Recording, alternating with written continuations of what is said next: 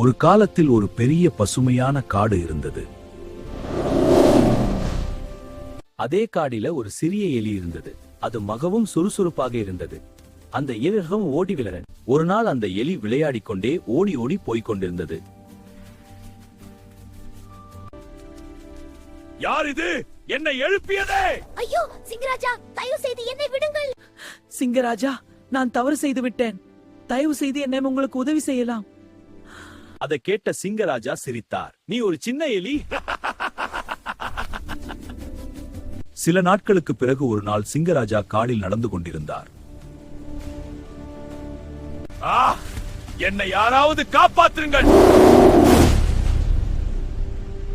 அந்த சத்தத்தை கேட்ட சிறிய எலி அங்கே ஓடி வந்தது. சிங்கராஜா பார்த்ததும் நான் உங்களை காப்பாற்றுவேன். அந்த எலி தனது கூர்மையான பற்களால் வளைத்து கிழிக்கத் தொடங்கியது. சிறிது நேரத்தில் வலை முழுவதும் கிழிந்தது. நான் சொன்னேனே ஒரு நாள் நான் உதவி செய்வேன் என்று. அந்த நாளிலிருந்து சிங்கராஜாவும் எலியும் நல்ல நண்பர்களாக வாழ்ந்தார்கள்.